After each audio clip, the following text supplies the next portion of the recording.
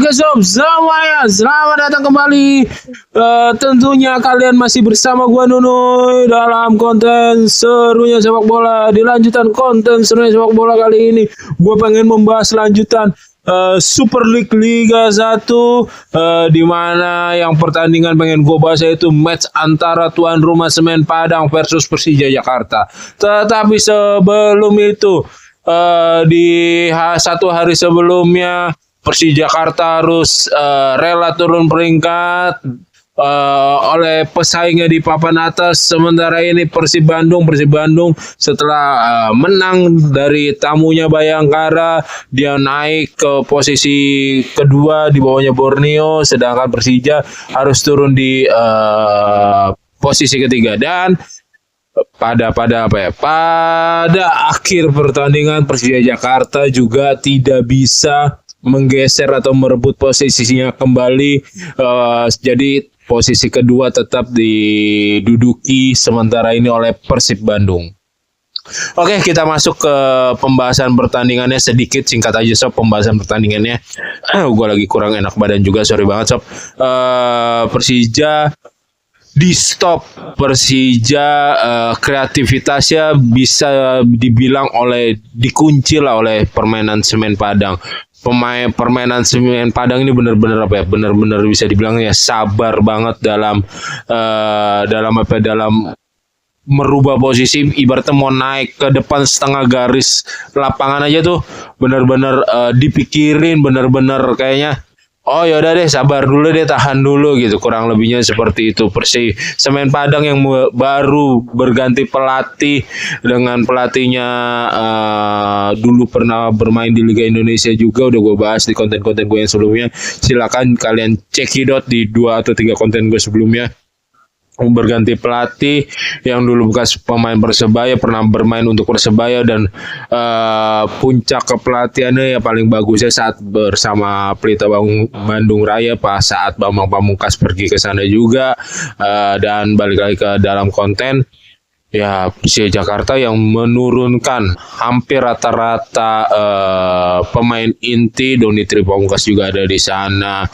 Ya kan si gelandangnya doang tuh, yang gelandang asingnya dari Brazil, siapa namanya, yang tidak bisa dimainkan sehingga harus diturunkan di bermain Vigo Dennis.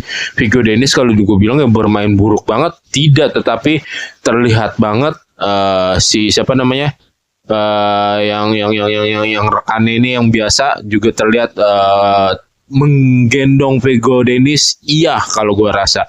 Dan Vigo Dennis juga kartu merah karena dia blundernya, dan dia terlihat menjatuhkan lawan dengan posisi yang menguntungkan lawan, jelas mendapatkan kartu kuning kedua. Tetapi di sini yang mau gua garis bawahi juga, seharusnya pemain Semen Padang itu yang menekel keras pemain Vigo Dennis ada indikasi menjurus kartu merah di awal-awal pertandingan itu.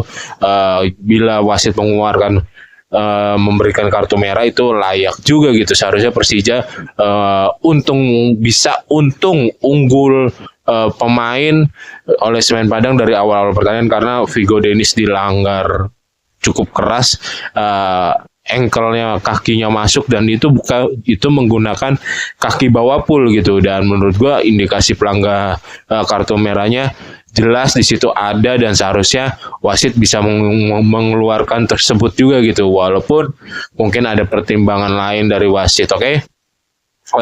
Semen Padang benar-benar kalau mau keluar garis lapangan benar-benar kayak dipikirin banget, benar-benar kayak tahan. Yang penting fokusnya tuh bertahan. Gimana caranya lu bisa menghentikan, bahasa kasar gitu ya, gimana caranya untuk menghentikan bermain kreativitasnya Persija. Di sini bisa dilihat ya, terbukti itu termasuk berhasil. Oke. Si Fabio Cannavaro juga kartu merah. Dia kelihatan menyikut pemain Semen Padang dari angle satu sisi. Kalau dari angle satu sisi yang diliatin kamera kan ada 2 sisi tuh. Yang sisi satunya nggak lihat, kayak nggak kelihatan, terpotong seperti itu. Tapi kalau dari satu sisi ya ada sikutan memang dari Fabio, ya siapa pemain dari Fabio pemain Persija, dan gue setuju itu kartu merah. Tetapi kalau harus memang kalau dari sisi tersebut ya gue setuju aja itu kartu merah, tetapi harus dilihat dari sisi berbeda, sisi lainnya yang kamera VAR pun tidak bisa menjelaskannya, sayang sekali gitu Sob. Oke. Dan gol Persija gol Persija, astagfirullahaladzim, gol Semen Padang dicetak oleh gol bunuh dirinya Jordi Amat, padahal kiper Carlos Eduardo gue bilang nutupnya udah kelas banget sepanjang pertandingan, karena kan Semen Padang mengandalkan permainan reaksi football, counter attack yang tadi gue bilang mau keluar aja dipikirin dulu, tapi ada sekali, 2 kali, 3 kali momen tuh membahayakan pertahanan Persija gitu. Dan Carlos Eduardo berapa kali tuh menutup, mengambil bola, merebut bola, ya termasuk pas kejebolannya tersebut positioningnya juga udah bagus. Di luar itu positioning yang pas dia kejebolan juga bagus banget menutupnya, dan sayang aja ya Jordi Amat jadi salto ke gawang sendiri, dan itu ya murni refleks tidak sengaja lah. Dia pengen bermaksud membuang bola, udah keblok juga kok dari kaki kirinya, dan tidak sengaja juga pengen terkena kaki kanannya, sangat disayangkan. Padahal ya, tetapi proses terjadinya gol ya lumayan cukup bagus dari Semen Padang Sob. Oke. Dan gol pemain Persija si Maxwell juga, kalau misalkan ini disahkan, Maxwellnya berkelas banget tekukannya, melakukan syutingnya greget bagus, dan sayangnya gol itu dibatalkan gitu. Alano ada dribble handball, astagfirullahaladzim, ada dribble yang dinyatakan pelanggaran oleh VAR, padahal posisinya saat sebelum dibatalkan gitu ya, gue ngomong ini saat sebelum dibatalkan, Alano melakukan dribble tersebut di depan mata wasit. Ada wasit, ini kan Alano dribble di sininya ada wasitnya gitu, buat di depannya persis gitu, hampir di depannya persis ada wasitnya, dan Alano sudah unggul mungkin lebih 1,5 langkah lah oleh pemain Semen Padang tersebut. Memang gerakan menyetop mukanya tersebut ada pelanggaran gitu, ada unsur pelanggaran gitu, dan ya cuman kan pemain Semen Padang itu udah ketinggalan langkahnya oleh Alano. Alano tidak menghentikan pergerakan dari pemain Semen Padang tersebut, cuman kayak tidak menghentikan, maksudnya kayak menarik gitu atau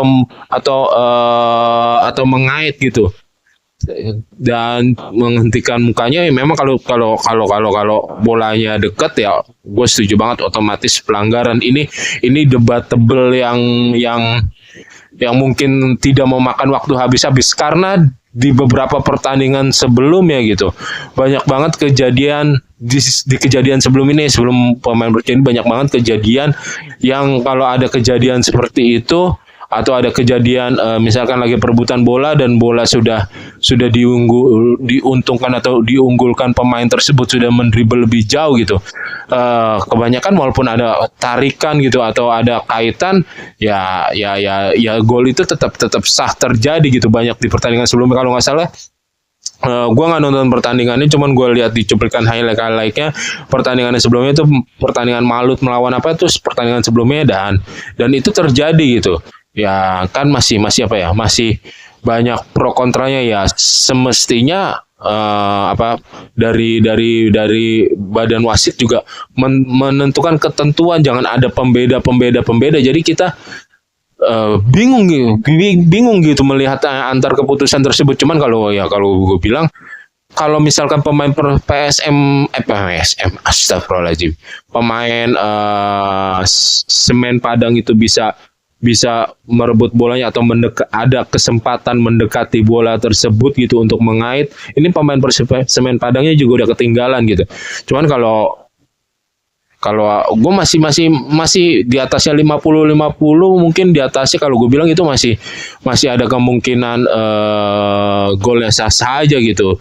Cuman ya kalau dibilang pelanggaran, ada persentase gue yang menyetujuinya juga, karena emang Alano tuh tangannya kebuka, yang satu misalkan dia emang murni dribble bola, yang satu emang kayak murni mau menghentikan lawannya. Cuman ya debat itu ya nggak habis-habis, dan ya gue masih mencari kebenaran atas gimana sih peraturan yang benarnya gitu. Oke sob, sekian untuk konten serunya sepak bola kali ini. Jika kalian menyukai dan menikmati konten serunya sepak bola, jangan lupa untuk subscribe, comment, like, and share, and see you and bye bye.